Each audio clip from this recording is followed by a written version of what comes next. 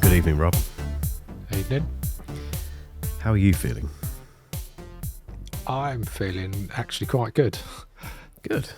I'm genuinely pleased about that. I'm not. No, you sound dreadful. What's wrong? It's just, it's nothing horrendous. It's just a really, it's the CES, whatever it is that you get on the plane when you come back. The CES flu. The flu, which lots of other people seem to have as well, and just won't go. It's just this really annoying cough, like dry cough that you can't get rid of, and a really deep voice that you can probably hear, and just feeling worn out. Very, very annoying. Annoying because it's not, you don't feel ill, you just feel like that. It's been since I got back, so I'm just grumpy. I'm just moaning about it, but I'm not grumpy actually. Things are great. It's just annoying. I haven't got time for silly illnesses. Oh, well, I hope you get over it soon, because you've got some exciting news coming up, haven't you? We've got a big list here. Well, it's not a huge. I mean, people don't see the lists that we work from. This is actually relatively short, isn't it? I should also say that Rob is the one who normally puts the hard work into that, but the stuff in here is actually quite fairly significant, isn't it? Should we start with something that I didn't think I'd talk about today? Yes, let's do that. That's all for a little while. I'm 99% there signing a lease for a new studio. Which that is very exciting, isn't it? Yeah, it was very, very unexpected, completely out of the blue. I say out of the blue. I mean, there's to put some context around this. Where we live, about half a mile away, there's a little sort of industrial complex, fairly new place where they've built these kind of prefab, metal structures that have been turned into offices and all sorts. Not many of them. There's probably about 6 or 7 of them. And there's a cake place there. So Jen occasionally goes there to buy these massive cakes, which are just amazing. And every time she goes there and comes back, she says, you know what, that would be perfect. That would make sense for the studio. Because there are issues here. I don't know if I think I probably have whinged about them before on the podcast, and you've been here, so you can kind of place it now, can't you? Should I have a guess? Go for it. The parking is dreadful around there. Yeah, number one complaint, which sounds a bit like who cares, but it really is a problem. So we've got like a row of car parking spaces at the front, but you cannot get into those spaces. You can, but it's it's real battle to try and get one. So that is a pain in the backside. And having been there, yep, I can vouch that you are not exaggerating about the road noise. And in actual fact, there was like police sirens when I was there. We did the podcast in your studio that time. Yeah, I'm glad you've experienced it, because it's not just me, is it? But something I've never spoken about, which I think I should, is the fact that there's a tractor retailer just down the road. And it's taken me 3 years to work out. I knew it was there, but you put 2 and 2 together and think there's always something every 3 or 4 minutes that goes past that's really big and really noisy. It's tractors, obviously, in the middle of Warwick, because they're selling tractors just down the road. That doesn't help when you're recording stuff. Equally, behind the studio, and I definitely haven't spoken about this, I'm getting more comfortable talking about it because I'm leaving. Rob's smiling. How do we put this? Turn Safe Search on and Google fetters. That's all you've got to do. Don't do it in front of your kids. They've gone, funnily enough. So behind me, I mean, Rob, did you see the kind of thing behind the studio? I don't think you went around there, did you? I didn't, no. You kind of got out of your Uber, came straight in, didn't you? Sadly, I did not have time to go and purchase any of their apparatus. Yeah, so I'm very conscious. I've asked people to search for something, which you do need to be I can't stress enough. You have to be so careful Googling what I've just said. I won't repeat the name. But basically, they've gone now. But they used to be based behind. It's a business, legitimate business, based behind this studio, and they spend a lot of time banging bits of metal. And I won't explain why they bang bits of metal, but they turn metal into stuff. Basically, Rob knows what I'm talking about. So anyway, that's been an issue because it's noisy. What else? Security. I mean, it's a secure building, but I always worry that I'm going to come in one day and everything's gone. And what else? There's something else. That's it. You got your alarm system, cameras all over the place. It's pretty secure. Yeah, it could be worse for that. Don't get me wrong. This place means a lot. It means a lot to me because it's been my first kind of away from home studio. But there've been a few issues which I wish I'd known about a little bit more before I started. But you live and learn, all the rest of it. But anyway, so to cut a long story short, this new place fixes all of that stuff, and it's 2.5 times the size of this. And equally, you can again, so you've seen downstairs here. It's wasted space apart from the toilet and the kitchen. Both levels are very usable because they're about 900 square feet each, whereas the entire building here is 670-ish, I think, square feet. So it's much, much bigger. Parking literally right outside the building, proper security. And it's set way back as well, so there's a road that comes past, but it's quite far away, and it is genuinely a very quiet road, and it's just down the road from the house. It's just unbelievable. And out of the blue, this particular unit came up, and went to look at it, and straight away it was the right one to go for. So, do you even need a parking space given the noises the diff in your M2's been making? Oh, don't tell! Oh God, it's still there. Yeah, again, if any car people listening, so my M2 is at BMW at the minute. It's been there for 2 days now. They've got it for 3 days, and with a suspected broken differential, and it's done 10,000 miles, which you wouldn't expect. It's a 2018 car, so it's not a young car, but you wouldn't really expect a 10,000 mile car built by BMW to have a broken diff. But I'm still waiting for that fateful telephone call, although they've already mentioned a goodwill because based on the age and the mileage, but I'm not looking forward to that phone call. Oh well, fingers crossed. It's good news. Fingers crossed. When's this happening? When's it happening? It'll be March, I think. Yeah, so we've got about a month, but that means we've got to sort out this place, obviously, and get another tenant and what have you, which shouldn't be too hard. But it's just come totally out of the blue. It wasn't planned. I wasn't planning on leaving here for another couple of years, probably.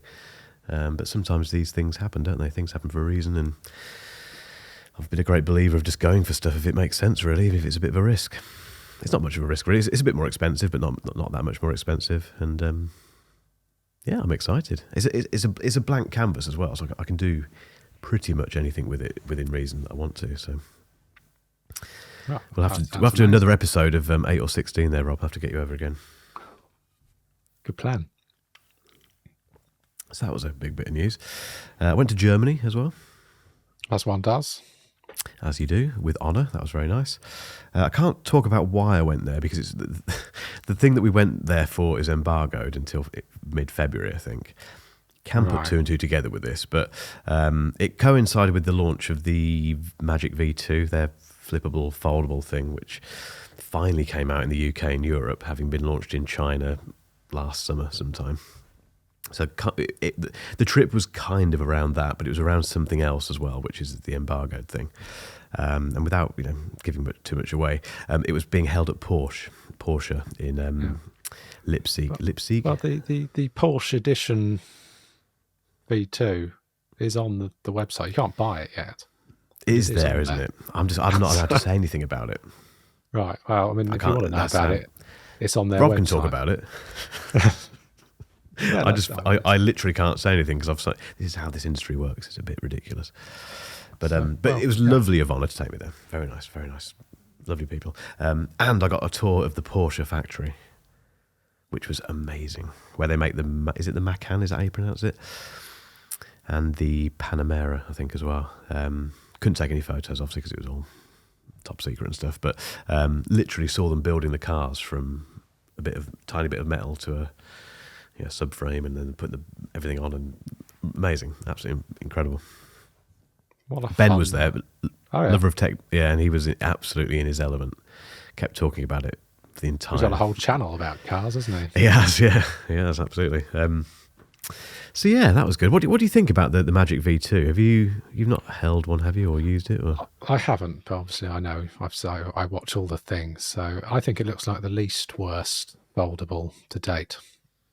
I think, yeah. I was going to say, I don't think you'd be as angry about the crease as you would be on, let's say, the fold. It's got other benefits, hasn't it? Because it's so thin. It's ridiculously thin, stupidly thin. And it hasn't got like the stupid bezels that the Pixel Fold has. It looks like a nice device. So I don't know whether the pre-order offers are finished now, but certainly when I looked the other day, because it's like £1,700 list price. Yep. But again, with the old extreme coupon stacking, there was like a pre-order discount, and if you could, there's a place you can go on the website where you can fill out a form and tell them that you're switching from an iPhone, and then they'll give you another £300 off. And if you pre-order, they're throwing in some Bang & Olufsen headphones, which is pretty mad, and they're like £450 on their own.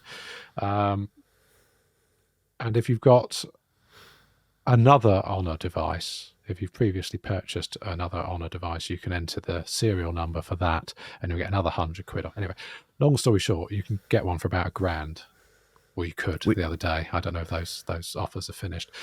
Not sure. Which is very good for a foldable phone. And the only fly in the ointment is that it's using last year's processor, because I mean, it's only just launched here, but it actually came out a year ago, didn't it, in China? So it's a little bit long in the tooth. I don't know that it would make any practical difference day to day. It seems to be very whizzy. It looks very iOS-y, doesn't it? It does, yeah. It really does. I think for £1,000, if you, I don't, like you said, I'm not sure if you can still get it down to that, but £1,000 for that is a good deal, I think, for what you're getting. Well, I mean, if you can, I'll stick the links in the show notes. It's the least worst yet. I think the cameras aren't up to snuff. There's always going to be a compromise with a device that thin, I think. No wireless charging, no official IP rating either, which I can imagine will be something people are concerned about. But yeah, it's compromises. But when you see how thin it is, I think you have to accept some of that stuff.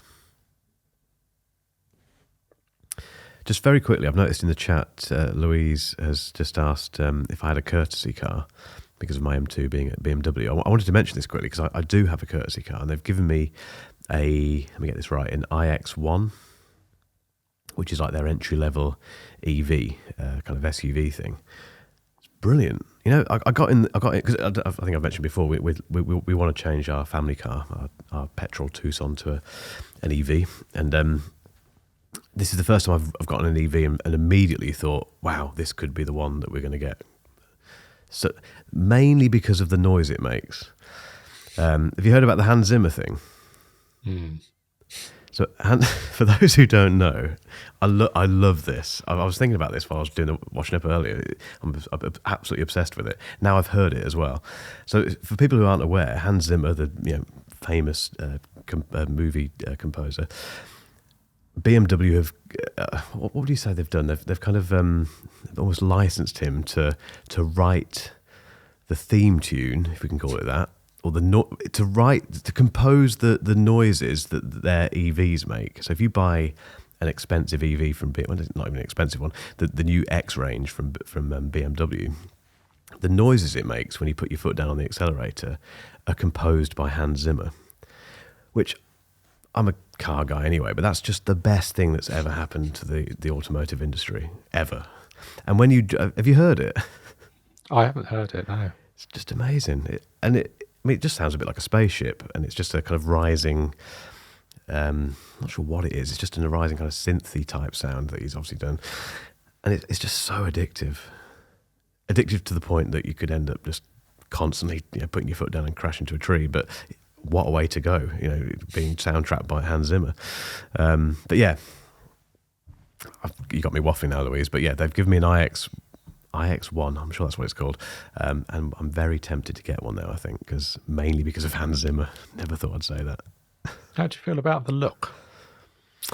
I don't mind it, actually. Don't actually mind it. I'm still not a big fan of the big grille, the big fishy grille thing at the front, but that's where we are with BMWs these days, unfortunately. I don't mind it. It looks like a kind of slightly squished, in a good way, X5, kind of a...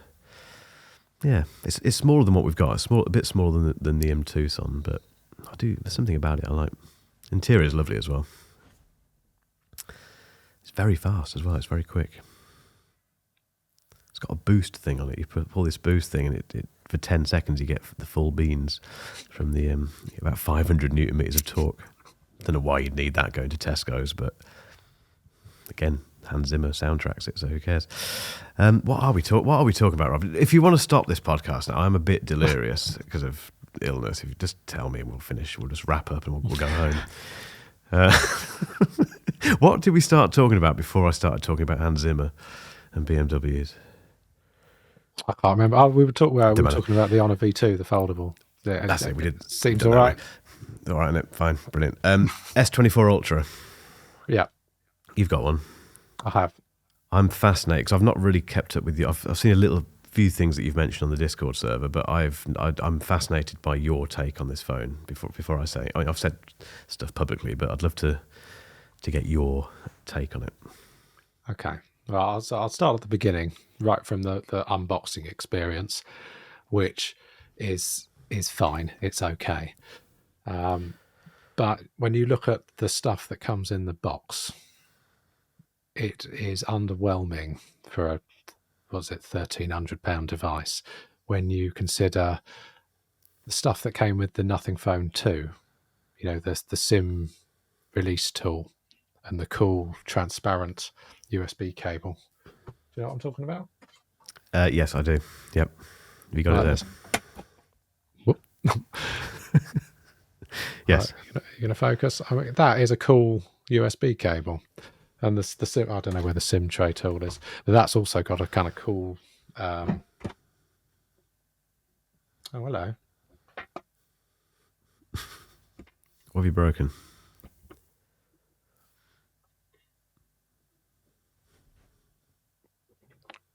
I've knocked over my light. So the green screen probably went all funny. I'm going to start that again, aren't I? We'll leave that in. No, let's not leave that in. Take that out, Richard.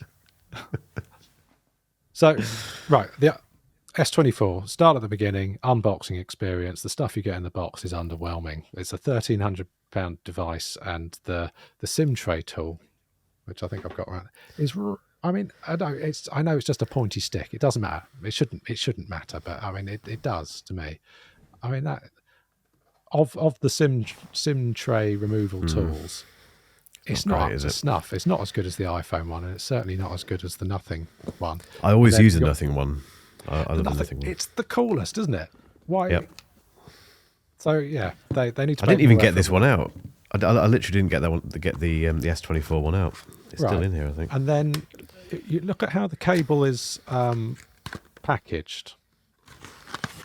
I've not got any of this stuff out apart from the phone. It's glued, right? You got this the cardboard fixings that sort of keep the cable neat are all glued, and it's a bit unpleasant. Isn't getting it? Out again when you compare it to your Nothing phones and your iPhones, which have got like a nice sort of origami folded cardboard. Do you know what I mean? That's not a great experience, is it? I've just done that. So it comes off. So that was right. That was it's not a great cable either, is it? It's not. Yeah. It's a bit poo. So that was underwhelming. However, all of that, you can cast aside the moment you switch it on, and you notice how much less reflective the display is. That anti-reflective coating that they've got on it is. This is the best mobile display I've ever seen, no question. Thank you. Right. So I've just realised I've spent this entire podcast so far looking at my screen rather than looking at the camera. So apologies for everyone watching this on YouTube, but I made that claim in my video, which has gone ridiculously viral over the last 2 days, and I've had a lot of people tell me that factually that's incorrect. It's not the best display on the market. Check out this other one from some phone that no one's ever heard of is better. This is subjective, obviously, to a degree, but I'm glad to hear you say that, because I was starting to think maybe there's also a lot of chatter out there at the minute about dull colours, and it sounds like there's a batch of S24 Ultras that have got an issue, from what I can hear. I think mine is one of them. So okay. Switching between vivid and natural doesn't make any difference. I haven't even tried that. Let me just try it. I've turned mine off. There's a reason I've turned it off. It's got no battery, then there's a reason for that as well, which I'll explain later. I'll try that later. Yeah, so I got it out of the box. I was like, all right. Turned it on, immediately noticed how much less reflective the display is, immediately noticed how ludicrously bright it gets. And it's the usual punchy colours. And the bezels, the uniform bezels around the outside, because that wound me up last year on the S23, where it had a little chin. And I praised, again, the Nothing Phone 2, because that also has uniform bezels, and that pleases me. I like the fact that the display is flat. And I like the natural titanium colour, because I'm just into that at the moment. Then I put it into the free case that they sent, the official Samsung branded vegan leather case. And it is unpleasant, frankly. I don't know if that's going to come out. The texture is like that of, the interior plastics on a cheap car. Yeah. So it's like getting the dashboard of a Nissan Micra out of my pocket every time I pick it up. So that is going to have to go at some point, because it's horrible. It genuinely feels unpleasant. Do not buy the official Samsung vegan leather case, because it's grim. You want Banks or Pitaka, not sponsoring this, by the way, but those two brands make very nice cases for the S24. Just saying. That does look horrible, though. Yeah. And then I started using it. And in terms of fluidity, it's iOS smooth now, isn't it? I like all of the changes that they've made to... they fix everything that used to annoy me about it. So I'm just sort of having a flick through now. It's a lovely thing. So apart from the fact that flipping between vivid and natural doesn't actually make any difference on mine. And you're saying that this is a known fault, is it? I've seen a few comments, from people saying it seems to be a batch issue. I've not tested it on mine, to be fair, but I will do. So I don't know that it would. Maybe it will come out on camera. So look, that's vivid. Although I've got the green, I've got the chroma keying on, so it's going to look awful anyway. That's natural. I imagine they look the same, but that looked very similar here. It didn't look much different. When I get the S23, it's very noticeable. Like that's hugely saturated. This is a pointless exercise, because my chroma keying is ruining it all anyway. You see that I think even on camera that looks more dull. Yeah. Anyway, it doesn't work on mine. And then I took both the iPhone 15 Pro Max and the S24 Ultra out with me when I went out with my daughter, took her swimming, and then we went for treats afterwards. We click on the link in the show notes there and have a look. Which camera took which set of photos? Okay. I'm looking now. So, where's it gone? So you've got camera A and camera B.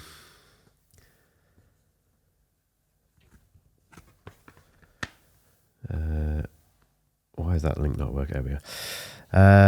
Right. I'm going to get this wrong, aren't I? You will need, so if you're looking at it on Discord, you will need to open the photos up full frame. Okay. Because otherwise the HDR doesn't kick in and they look very in the Discord app.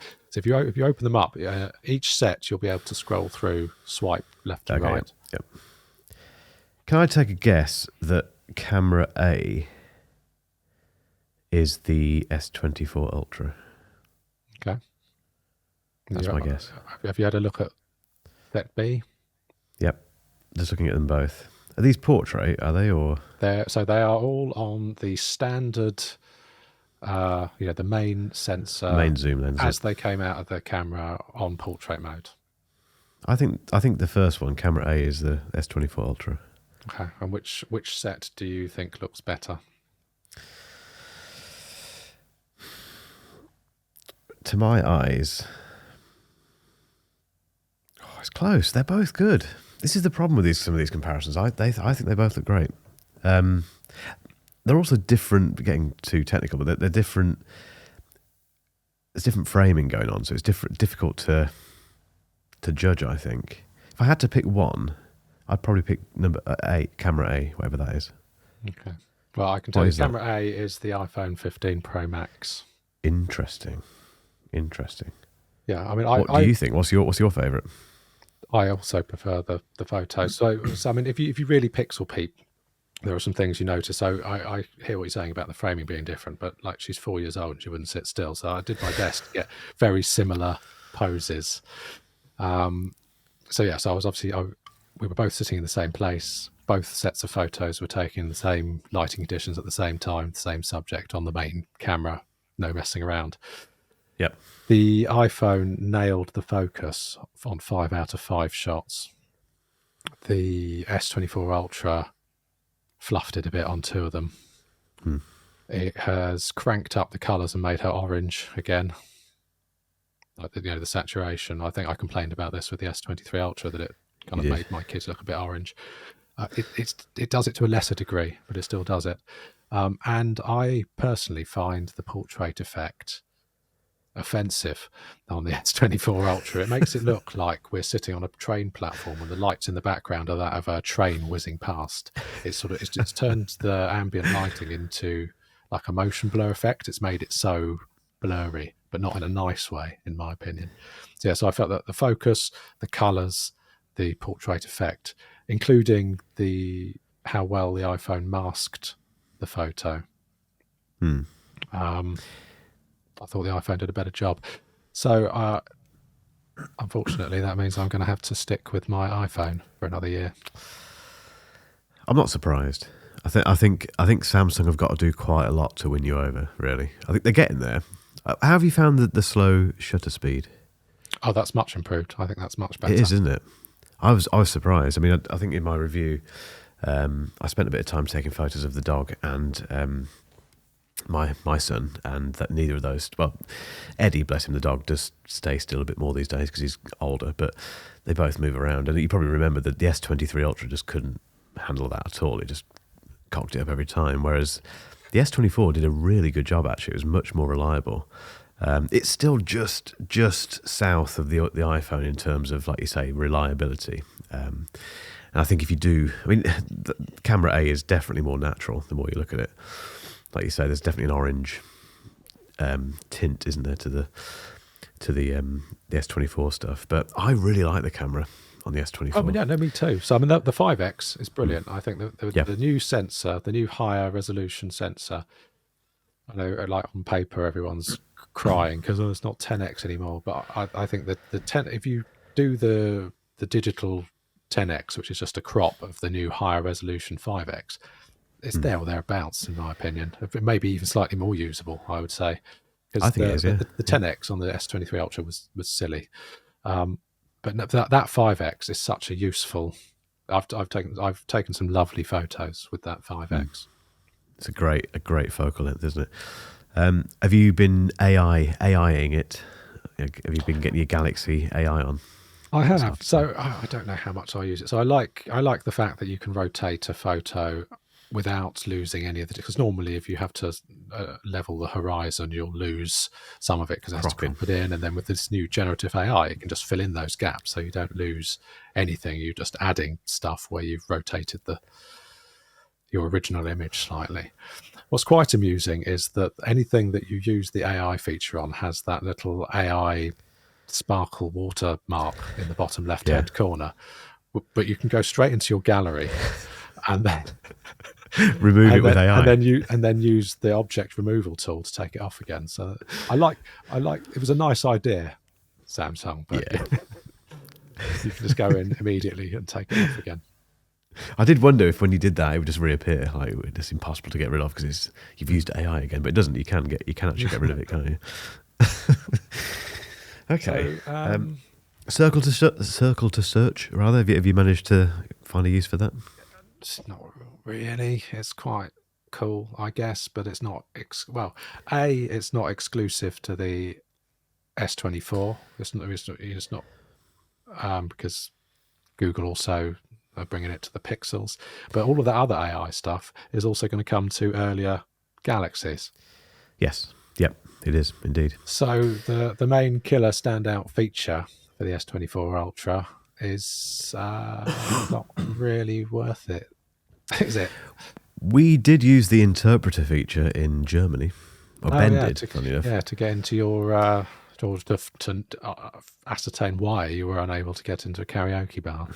Yeah, we just wanted to go have a little sing, and this guy, perfectly nice bouncer, but he wouldn't let us in, and we couldn't quite work out why. And I suddenly said, "Hang on a minute, all of us, like everyone in this group, had an S24 Ultra because we were all like tech reviewers. Why don't we try this interpreter thing?" So Ben quickly whipped it out, and it did work, to be fair, and it was fast. It did the job. We found out the karaoke bar was fully booked, so we had to go and get McDonald's and sit miserably in the hotel reception instead. But that was useful. I mean, how often are you going to use that? I don't know. Same thing with Circle to Search, which, funnily enough, failed during my review. I don't know if you've seen it yet, but I tried to take a photo of the FX3, the camera in front of me. Didn't quite nail it first time. That was amusing. I've had to adjust the sensitivity of that Circle to Search feature because I found that I turn the buttons off. I don't like the row of the 3 action buttons at the bottom. Same here. Yeah. I switch it to the swipey gestures, and I find that I keep setting off Circle to Search when I don't mean to. So I've had to adjust the sensitivity on that, dial it down a bit. Here's an amusing story for you. I think I put this on the Discord, didn't I? So here's a photo that I took. Yes. And I made it my lock screen on the iPhone. Actual fact, let me try something. Let's see if this works. It probably won't, whatever it is. This is live. Can you see that? I can see StreamYard, and then behind it, your phone. Oh, that's a shame. Yeah, that didn't work last time either, did it? I thought I'd try and share my screen. Hold on. At least it's not upside down like before. Bear with me one sec. This is quality content. This is why people are subscribing to the 8 or 16. I keep forgetting to do this. If you're watching, or if you're listening to this rather, and you didn't realise, we are now on YouTube. You can subscribe to me and Rob on YouTube and see what Rob looks like, which is a feast for the eyes. Okay. All right, let's try that again. It'd be really cool if this works. So what I'm doing here, right, is I am screen mirroring my phone to my Mac Mini, and then I am trying to share my screen on OBS. There we go. That's working. So that photo, where are we? That photo, I had it saved in my gallery. I just, with one click, made it my wallpaper. And without me needing to do anything, it automatically cut out, the subject and did that cool thing where it slightly obscures the text. You can't do that on a S24, not even with GoodLock and all of the various tools, unless you go in and you manually go and crop out the thing you want in the foreground and you do some jiggery pokery. So here's how it looks on the S24. Yep. I don't know if you can tell the colours aren't quite as good on that either. So the amusing thing is, the reason I'm telling you this story is because this photo that looks fantastic on the iPhone, I took using the 5X on the S24 Ultra, yet it looks better on the iPhone lock screen than it does on its own lock screen. Because of that masking that Apple's doing, that I don't get why they don't do that on the S24 Ultra, because it can do all that stuff. They've got the same emoji thing, haven't they? They call it photo emoji, don't they? Where you can grab a subject out of a photo and create an emoji out of it. So it can do all that stuff. So why aren't they doing the same, slightly covering the time thing, which it always looks good, doesn't it, on the iPhone and the iPad now as well, incidentally. So you sound fairly happy, but not as happy as I am. Possibly. Is that fair?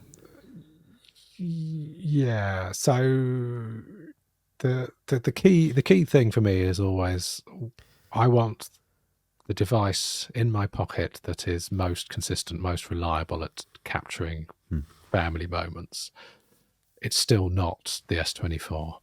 If I were going out on my own and I wanted to take photos of landscapes and, other stuff, I think I probably would take it, because I think you can get amazing photos out of it. But yeah, no, for my primary thing that I take the photos of the most, the iPhone seems to do a better job.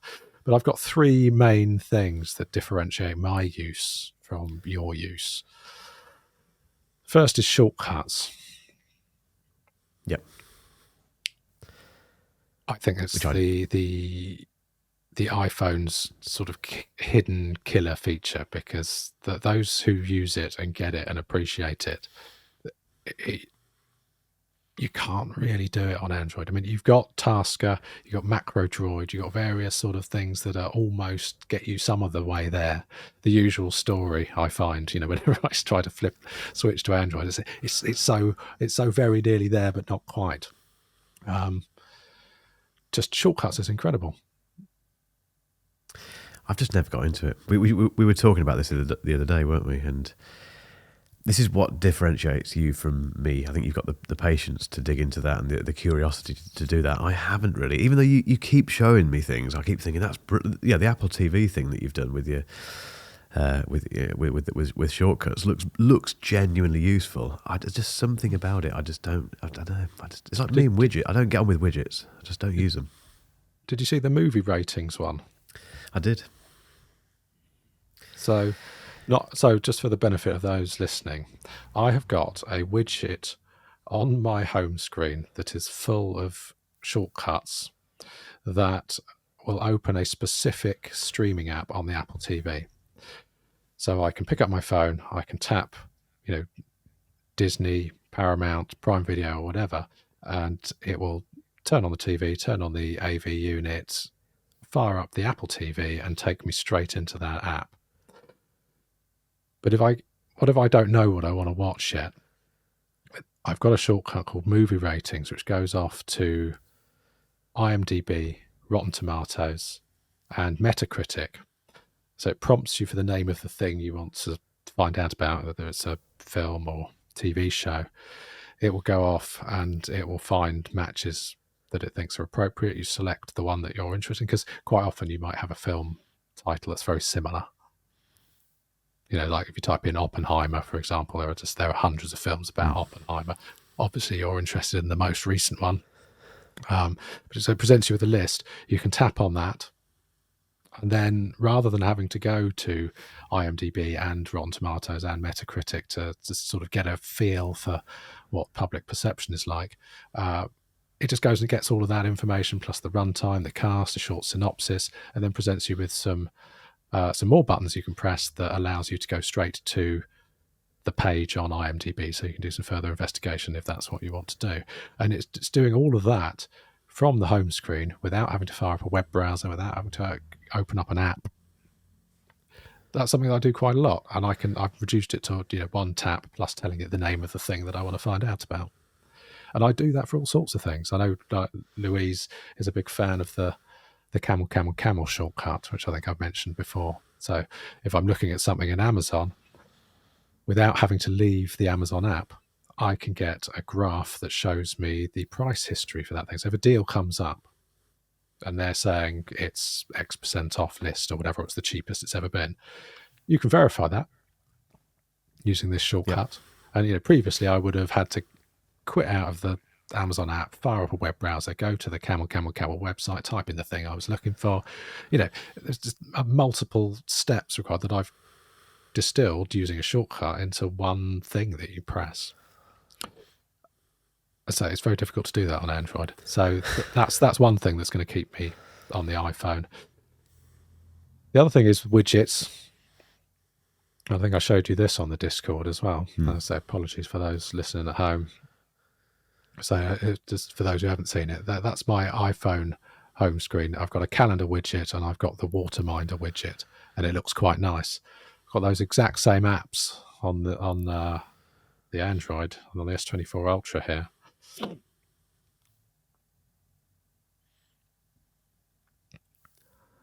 it looks horrible. Yeah, they're I mean, it's functionally the same. They work. I'm not knocking the capability, but it doesn't look as nice. It's not as consistent, and that's the key. It's about the consistency. There are a number of things that the S24 Ultra is way better than the iPhone is, but they're not things that are important to me. So what I want is good enough all of the time, not spectacular some of the time.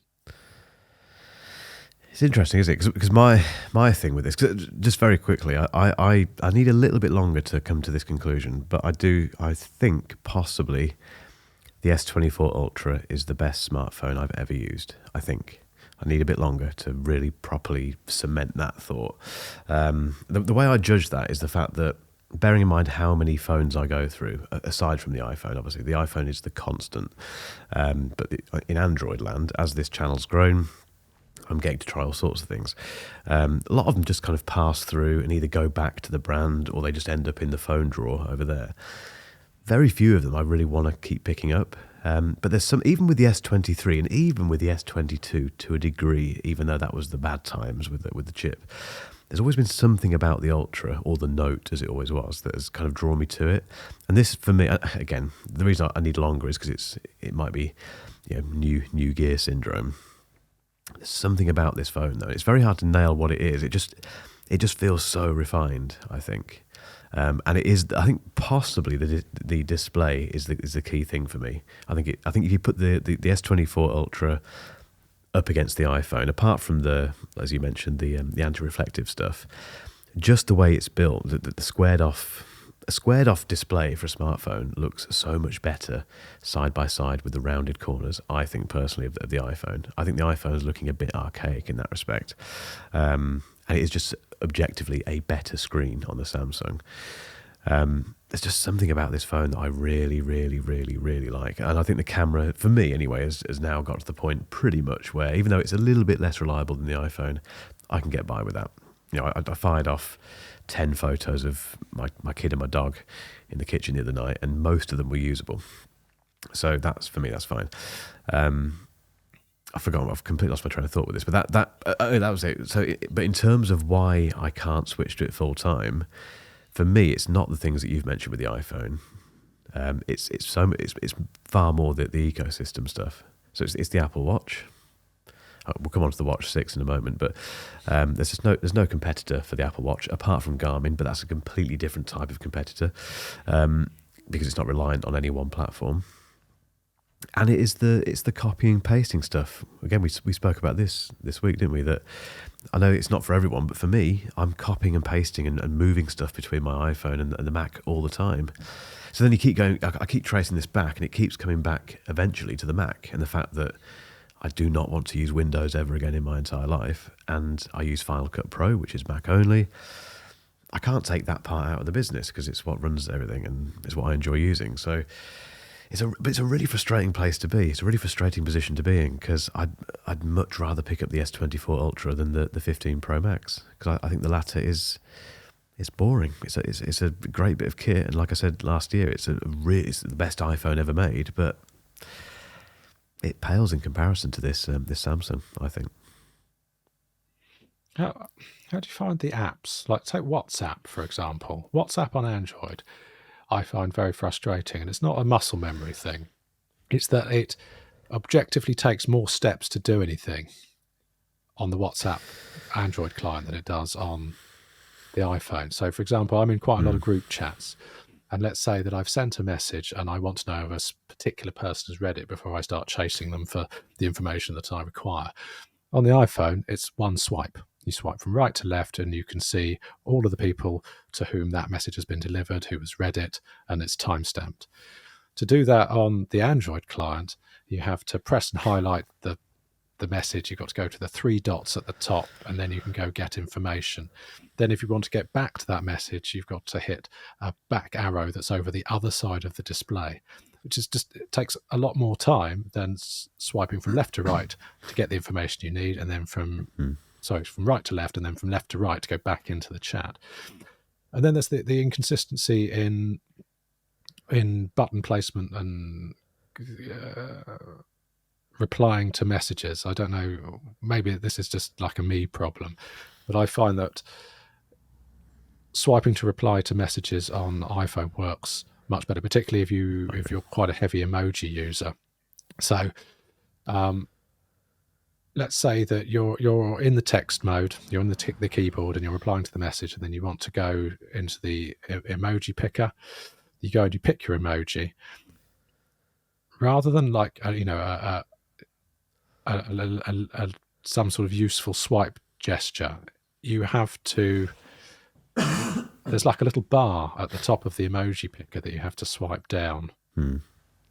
but sometimes it gets rid of the whole keyboard instead of taking you back to the keyboard. And I know there are various other ways of doing it. You can go up to an area of the display that is not occupied by keyboard, and then swipe at the top, and then that will take you back, or it will do whatever. The other thing is, quite often I am wanting to reply to a WhatsApp message and I want some further context that's come earlier in the conversation. On the iPhone, if you tap anywhere outside of the keyboard, it automatically hides so that you can see more of the conversation. And then when you're ready to continue typing, you tap in the text box and you can carry on. On the Android, it's not quite as fluid as that. It doesn't happen automatically, or at least it doesn't for me. Perhaps I've gone through various configuration options, installed GoodLock, mucked around with various things. So I'd like to think I'm pretty proficient at One UI now, having had 3S Ultra devices in a row, and having used Galaxy devices for many years prior.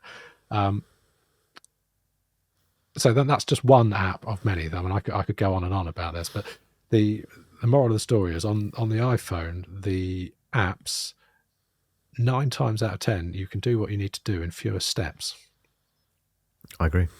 I think apps on Android get a rough deal for some reason. Another great example of that is Spark Email, which works great. It works better on iOS than it does on the Mac. On Android, it's unusable. Crashes constantly, to the point where I've just stopped using it on Android phones. I just use Gmail now. It's just horrendous. But I'm the same as you with the WhatsApp stuff. It feels a bit foreign. It feels a little bit clunky, I think. And I'm not a fan of trying to find the emoji picker and then getting back to the keyboard, and it seems a bit ham-fisted. But yeah, I'm with you on that, definitely, 100%. So, how are you enjoying I mean, it's not new now, is it? But it's I think it's like the middle of last year, the linked device functionality, so that you could have your WhatsApp chats on multiple devices. The beeper, do you mean? Or no, not beeper. The native built-in functionality in WhatsApp that allows you to have your chats on multiple devices. Not even tried it, because I've been using beeper. Oh, okay. Maybe I should. I'd forgotten about that, to be honest. Maybe I should. So you get up a QR code, and then you can scan it on the other device, and then you get all your chats through. That's cool. Have you been using it? Is it working all right? Is it reliable? Fine. It works great, yeah. There were some caveats. I forget what they were, but I haven't experienced any issues so far. No, I'm a beeper user now, which does the job. It's a little bit flaky sometimes, but generally speaking, it works. Yeah. Just very quickly talk about the Watch 6, because I think they paid you to have a Watch 6 or something. You got some ridiculous deal, didn't you? Wasn't quite that. You ended up you ended up with a Watch 6 basically, which I've got as well. But you got it on now, okay? Yeah. Impressive. I still think it's the best looking wearable there is. I think it's a lovely thing. I agree. Is it the classic you've got, or the regular? No, just the regular one. I'm not a big fan of the classic. Okay.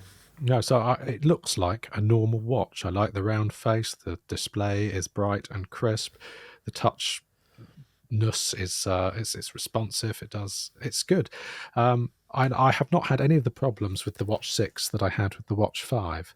So I don't know if you recall, I had a terrible time with the Watch 5. It wouldn't pair. It kept losing connection. The voice assistant was a stuttery mess. And yeah, I couldn't make it to the end of the day on a single charge. It required charging sort of mid-afternoon. All of those problems have gone away. So I think I could get 2 days out of this. That's impressive. No, it largely works. You sound quite positive. I was expecting a bit of a hammering. Well, yeah. If you require a smartwatch that just does some basic stuff, you might want to use it to set off timers or record workouts with a basic set of stats, record your steps, see your calendar items or whatever. Works great for that. Notifications are very good. They come through reliably. Yep. But it is not as good as an Apple Watch, is it? It just isn't. And again, it comes down to that reliability, that consistency. So the availability of complications is sort of sparse and all over the place. In terms of actually using it, I find that like the lift to wake is particularly inconsistent. So I will get a notification, I will lift up to see it because it sort of dims. It's got an always on display, but it dims when you're not looking at it. You lift up to wake, and I want to, do something, interact with that notification in some way, and I can't because it hasn't registered. And so I'm tapping, and then weird stuff is happening, and it's kind of, it doesn't behave the same way every time that you expect it to, for no reason that you have caused. The touch bezel is a complete nightmare. I had to turn that off. So you've got a particularly long notification and you're scrolling through. I found that it kept interpreting that as a bezel movement and then scrolling me back up to where I just came from. So that was infuriating. And I still cannot dictate, voice memos, voice reminders into a to-do list in any useful way.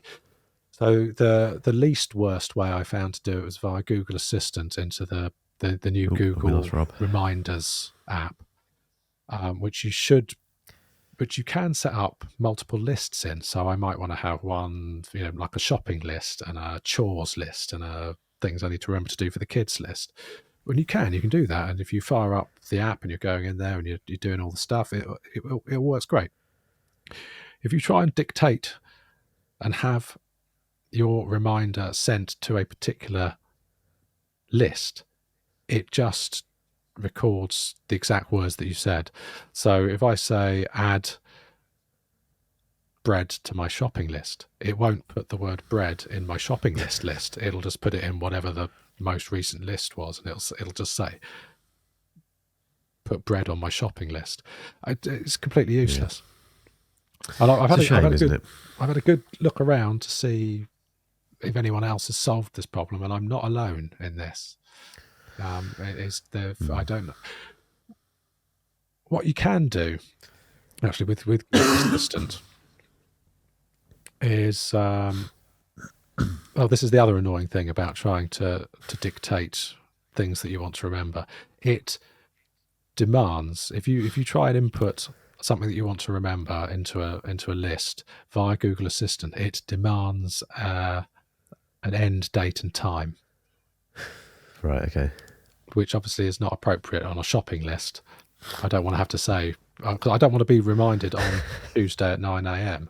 I just want it on there so that when I'm at the shop, I can look and I can see my shopping list and I can get all the things that I need. So I don't know. That's been like that for years. I don't know why that is still a thing. It's strange, isn't it?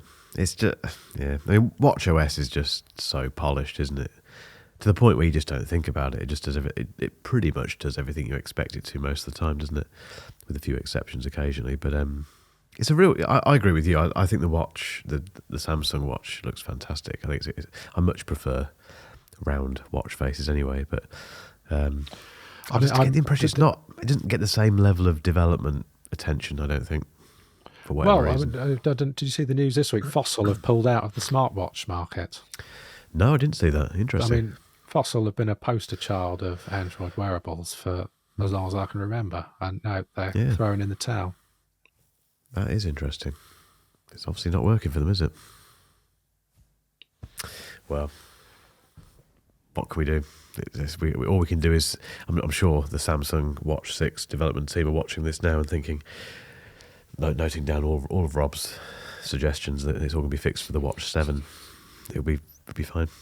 It's just a shame. I think we've spoken about Samsung stuff previously a long time ago on this podcast, and it's been a case of it's just not there. It's normally about the phones, like the S22 Ultra is like, it's just crap, and it should be so good. That's fixed largely now. That's sorted, but the watch is still. It just doesn't feel like a priority for them, does it? Which maybe is unfair. I don't know, but. Or maybe the Apple Watch is just too good. It's stolen a march, hasn't it? Yes. I've got a new Pixel 8 Pro.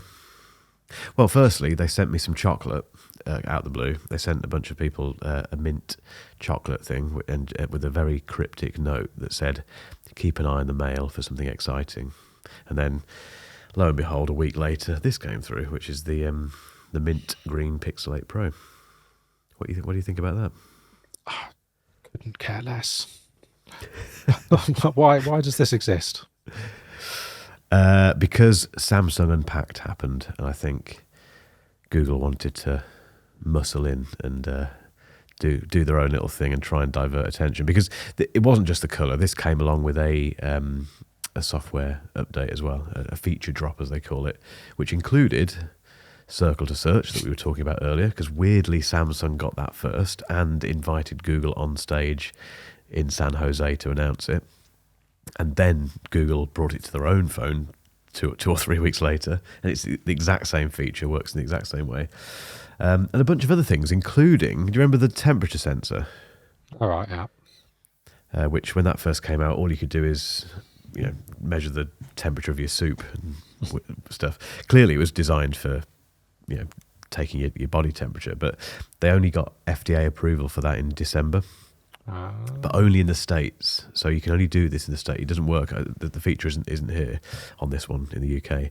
But if you do live in the States, you can basically, apparently the way it works is that you go into the temperature app and then do this with the phone across your forehead, and it measures your temperature. I don't know why, what you can do with that information, but so that came along with it as well, and a bunch of other stuff, little kind of things they've thrown in, but. I've always liked how the Pixel looked. I think it's a cool look. I think it's a cool looking phone. Yeah. But they've still got the problem with this. This is the most scratchable camera housing I've ever come across in my life. Immediately, you'd hate it. As soon as you get this out of the box, you scratch it. No matter what you do with it, just put it on the table, it will scratch it immediately. Which is a shame, because like you say, it's a very distinctive part of the phone. I think you know it's a Pixel immediately, don't you? But it very quickly starts to look unsightly. So I'm hoping this year they change that material. It'd be titanium, won't it? I suppose that would be the next thing. We're getting towards the end, but we do need to speak about... There's one thing I want to pick out of your list, which we'll do last as a silly thing, but we do need to speak about Vision Pro, because the last time we spoke about Vision Pro was I've got this right, it was the eve of the pre-order, wasn't it? So we haven't spoke about it since. We have not. Or what I did on the day of the pre-order. No. Which was... No, we haven't, have we? So, so it's 1st of Feb now. So, funny enough, we're doing this on the eve of the customer deliveries, aren't we? They're going out to people. One of them is going to some random house in Arizona tomorrow. That's mine. It's my Vision Pro, Rob. It's going to Arizona. And then it's got to be sent from Arizona across the Atlantic to Leamington Spa. Don't know how that's going to happen or how much that's going to cost. But I'm in now. I'm in deep. I've got a Vision Pro on the way. And the other complication with it, I've got no idea how much of it's going to work when it arrives. None of it. Not none of it, but... how's your prescription? It's fine. I don't have terrible eyes. I know you're always telling me about your eyes. They're not as bad as your eyes, basically. So I'll be fine with it. I'll be no problem in that respect. I'm saying that I've not put this thing on my head yet. It might be completely unusable. Yeah, I think you might find there's a reason they offer those prescription inserts. I'm trying to think what mine is. So I don't always wear my glasses. That's how not bad my eyesight is, basically. So I think it's going to be okay. I'm doing it for the content, Rob. Anyway, I'm doing it for the. Oh, mind you, I mean, how long? Hopefully, it won't be too long before they launch it over here. So if you do find you need some inserts, it should be reasonably easy to get hold of some. You might just need exactly reading glasses inserts. Possibly, yeah. But yeah, I think the bigger concern is how much of the stuff's going to work on it, because as we know, some of it is region locked. So you have to have a US Apple ID, which I've set up, so I've got that up and running and ready. But there's a question mark over how much of the content is going to work. So it may be that, some of the certainly Apple Music and Apple TV stuff is possibly not going to work, or it might work through that US Apple. I have no idea. no idea what's going to happen. But I've committed. It's on the way. Well, sort of on the way. So have you been deliberately avoiding all of the unboxings and the reviews and so forth? I'm trying to, but the problem is Marquez keeps popping up on every single thing that I use, whether it be Twitter or Instagram, TikTok, and it's weird. I think with this product, because it's so new and because I'm so fascinated by it, it's very hard not to watch them. So every time he pops up saying something interesting about Vision Pro, I watch it for about 2 or 3 seconds and then think, no, let's get rid of him. So I've only seen little clips. Have you watched any of the stuff, any of the videos? I've got a bunch queued up. I haven't got round to it. I keep starting them and then realizing I don't care. So, I mean, not at all. Not even slightly curious. It's very rare for me to click out of a video, but I've got a bunch of them in my sort of watch later. But I mean, they're all saying the same thing, aren't they? Which is it's a bit too heavy, and they're not sure what to do with it. Very cool, but I did hear Marquez say that some of it is borderline unfinished. I didn't hear any more about it. I'm not sure what he was referring to. And there's been lots of screen grabs of the what do they call them? The fake. If you join a Zoom call and you're wearing Vision Pro, Vision OS creates a version, like a virtual version of you. It's got a name, hasn't it? The version of you that other people see. Yeah.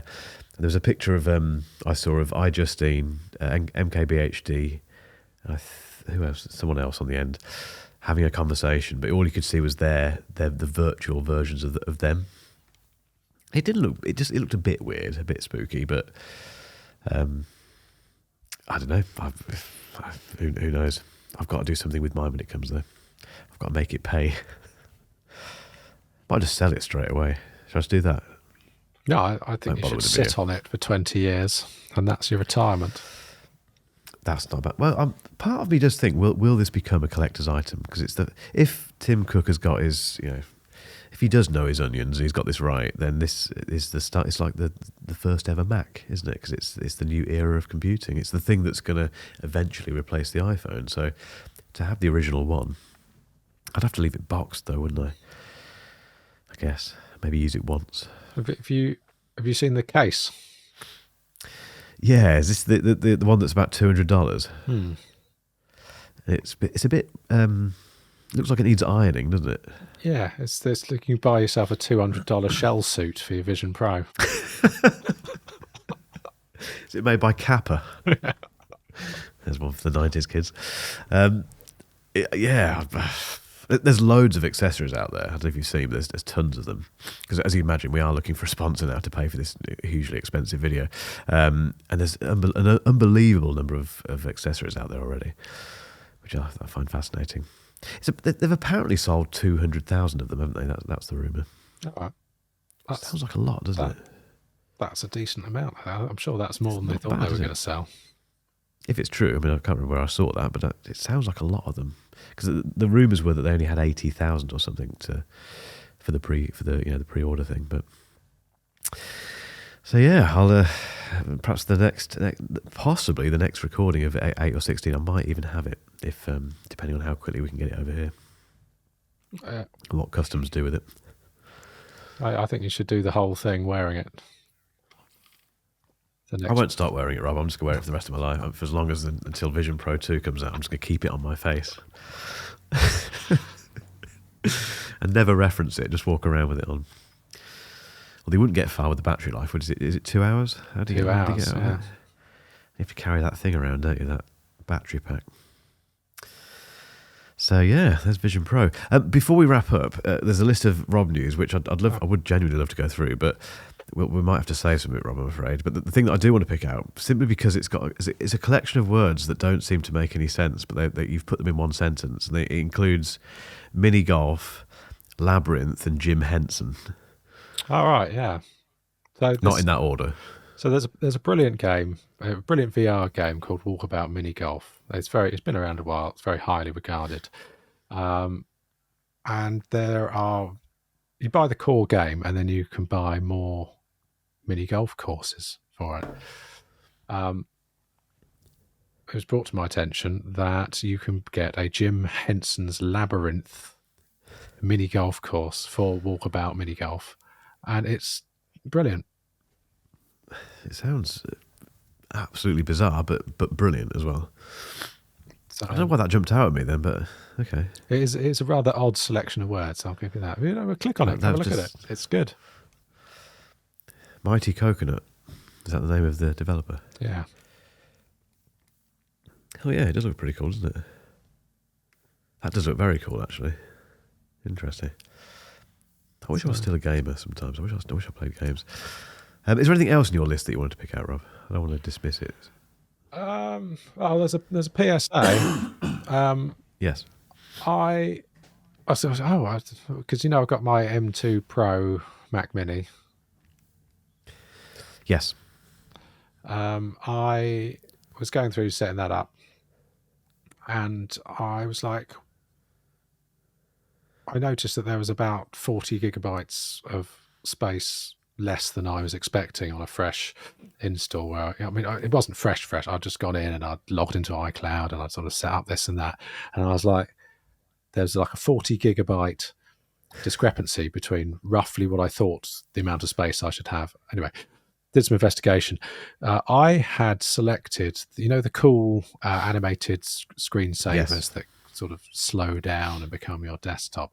I'd selected a whole collection of those. I've done that. And it turns out it will, in the background, just download them all. So I had 40 gigabytes worth of those macOS Sonoma screensavers. And I'll put the instructions in the show notes for where you can find them to have a look on your machine to see if you also have a comedy amount of screensavers downloaded on your machine. But the moral of the story is, pick one. Don't say just rotate through them all, because it will download them all. I'm looking now because I think I've done all of them. There's an option for all, isn't there? I think. Yeah. I think I've done that on all of my Macs because I love those screensavers. I've often wondered just how big they are because they must be huge. Yeah. So you can fire up Finder. You can hit Command-Shift+G, and then it's in /library application support com.apple.idleassetsd, and then you can right click on the customer folder, go get info. Oh, actually, it's gone up now. It's gone up to 48 gigabytes on my machine. 48 gigabytes of screensavers. I'm just going to check mine.